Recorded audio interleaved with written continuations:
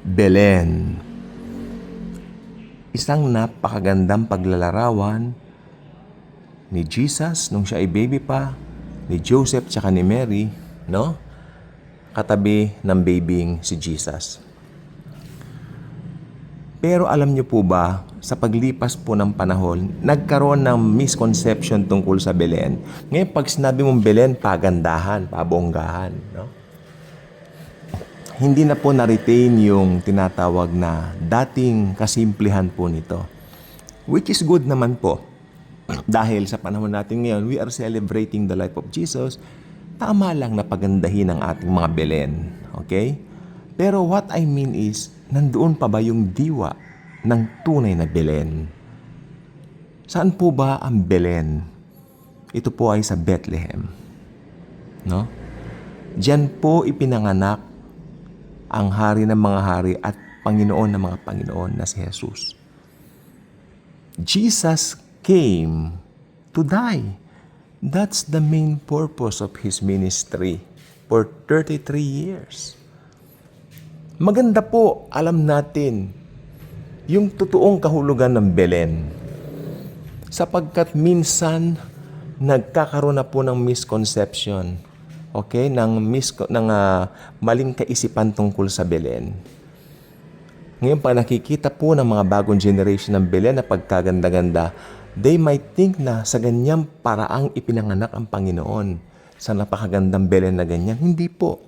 Ngayon, balik tayo sa Biblia. No? Ang Belen po ay isang lugar, no? Or Bethlehem, no? It means the bread, no? Parang may kinalaman sa bread, no? Diyan ipinanganak si Lord because He is the bread of life. Okay? Jesus is the bread of life. Pinanganak po siya sa Belen. Okay? At si Jesus pinanganak din in a very unpleasant way. Unpleasant po. Hindi po ganun kaaya-aya. Sapagkat nang ipag-utos po na magkakaroon ng census, ang mag-asawang si Jose at Maria ay nagsimula na pong maglakad, no? Sila po ay nag-umpisa na pong mag-travel. Mary on a donkey, kaya may kantang Little Donkey, Carry Mary, di ba? Tama naman yon. Dahil yung dala niyang baby sa sanggol ang Diyos na makapangyarihan sa lahat. Kaya nga po, pagdating nila doon sa lugar na yon, no? Doon nga po inabutan na ang ina ni Jesus na si Maria. Sumakit na ang tiyan, humilab na. Doon po sa Belen, sa Bethlehem. Nga lang po, wala na po talagang bakante na lugar for them. Dahil nga po sa census, punong-puno ang mga inn. No, yung mga lugar na patuluyan, punong-puno po ng mga tao. Kaya ang nangyari na lang po ay sila po ay nakasumpong ng isang sabsaban. At doon ipinanganak ang Panginoong Hesukristo. You might think nandoon si Joseph sa presence ni Mary nung isinilang niya ang Panginoon. Hindi po. Sapagkat ayon sa Biblia may nakalagay pong ganito. At isinilang niya, referring to Mary, at isinilang niya ang kanyang anak na panganay at ito ay kanyang ibinalot at inihiga sa sabsaban. Sino ang naghiga doon sa baby sa sabsaban? Si Mary. Hindi po si Joseph. Ngayon, ayon sa marurunong na Bible scholars, when they reach that place, yung nga po yung sabsaban na mabaho. At saka ang Belen po, pabahuan yan. Mabaho yung sabsaban. Mabaho po doon. Lugar ng mga hayop yan, di ba? Total, alam naman natin kung mga hayop ay nandyan, may kakaibang smell, di po ba? So doon sila pumasok. Malamang, ang sabi ng magaling na Bible scholars, pagdating nila doon sa lugar na yon, sabsaban, hihingi ng tulong si Joseph para paanakin si Maria. Ang problema, inabutan na siya, nanganak siya mag-isa. At sabi ng Bible, at isinilang niya ang kanyang panganay, at ito'y kanyang ibinalot ng lampin. Ihiniga sa sabsaban. Okay? So, ganun po yun. Malamang naman siguro may dala silang lampin, ano? Baka may magtanong dito, saan sila kumuha ng lampin? Malamang nag-travel sila. Alam nila mga anak yung si Mary. So, may lampin silang dala, pambalot sa bata. Kung ano man yung pambalot na yun. Siguro maliit na kumot. Dahil alam, isisilang yung baby. O doon. Nung hiniga niya sa sabsaban yung baby, doon yung bata magiging warm.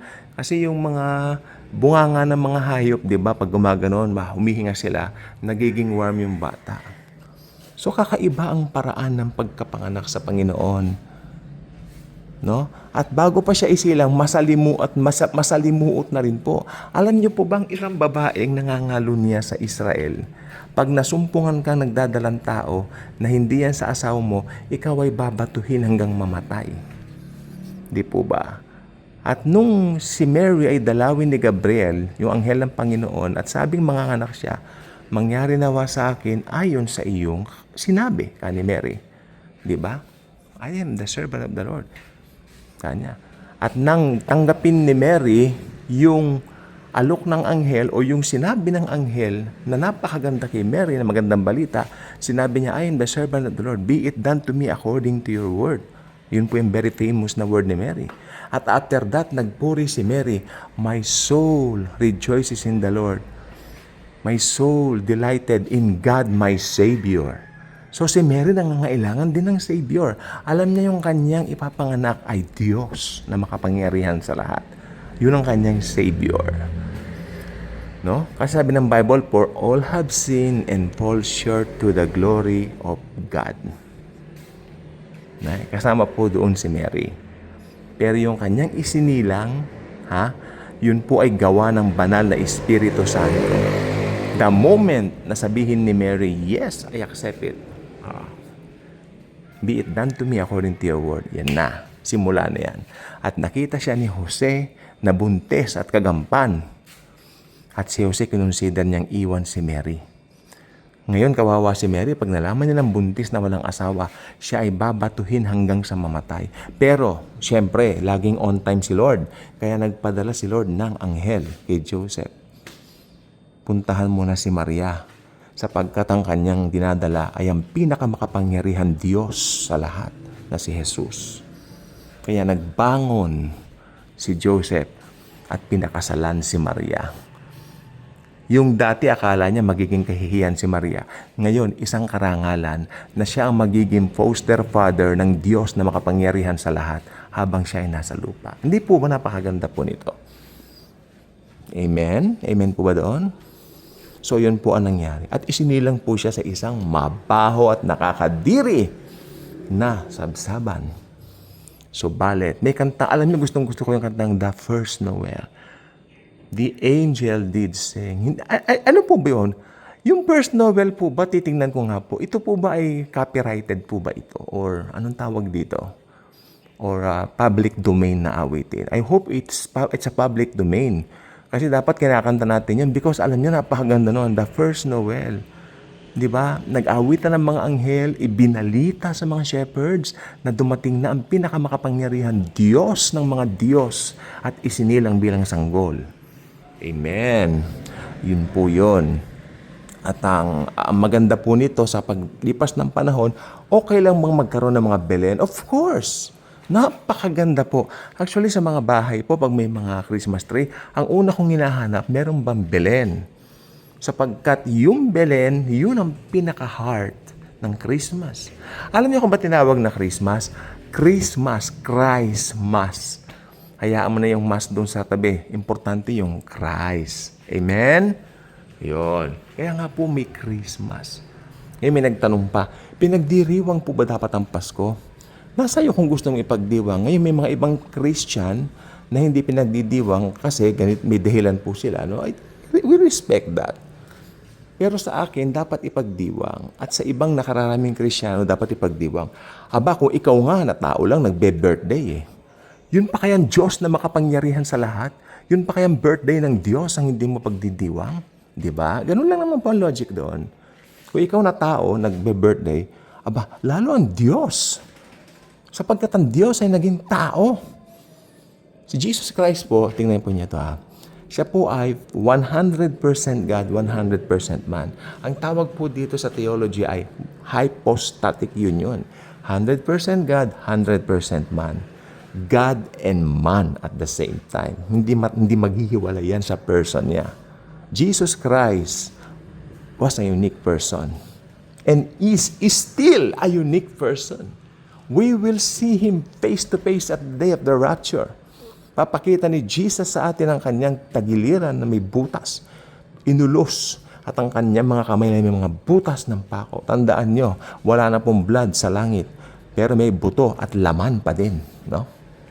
Nasaan yung blood niya? Inoffer niya sa Diyos Ama nung siya ay namatay sa krus. Amen po ba doon? Yes. Si Jesus ngayon, nakaredy na po siya para kunin ang kanyang church. Anytime soon, anytime now. Kaya nagbibiro nga kami kahapon, aabot pa kaya ng Pasko ang 2025? Di ba? Alam mo, mag-rapture na. Pero alam nyo, i-claim na ninyo, hindi na tayo aabutan ng physical death. In Jesus' name, we declare, hindi na kami aabutan ng physical death. We will be changed according to the epistle of St. Paul. Di ba? Papalitan ng katawan natin. Pero yung mga patay na, syempre, bibigyan sila ng bagong resurrected body. Glorified body. Alam niyo bang perfect example ng glorified body si Jesus? When He resurrected. Ganun po yun. Okay? So, ang Belen, hindi po siya maganda, hindi siya mabango. Okay lang po ba magpabonggahan ng Belen ngayon? Abay, of course. Lalo na kung nasa puso mo, ginagawa mo yon dahil pinararangalan mo yung event ng pagkapanganak ng Panginoon. Siyempre, sa paglipas naman ng panahon, dapat naman maganda na yung mga Belen natin. Kasi, sa totoo lang po, pinaparangalan natin ng Diyos. Amen? Diyan, dahil pinanganak siya bilang baby, He lived 33 years, napakabata po niya, no? At siya po ay namatay at muling nabuhay, pumanik sa langit, at ngayon, naghihintay na lang po tayo para dagitin niya tayo. Anytime, papalitan po tayo. Tayo mga buhay pa papalitan niya. At yung mga namatay na, as I mentioned earlier, sila po ay bibigyan ng bagong resurrected body. Okay? Thank you po. A blessed Monday. I-claim natin na lahat ng magandang blessings mangyayari sa atin ngayong week na ito. Monday, start of the week, no? Let's start the week right, no? By clicking Daily Good Vibes videos and itaas natin ang pangalan ni Jesus, the name above all names. Anytime, darating na siya. Amen.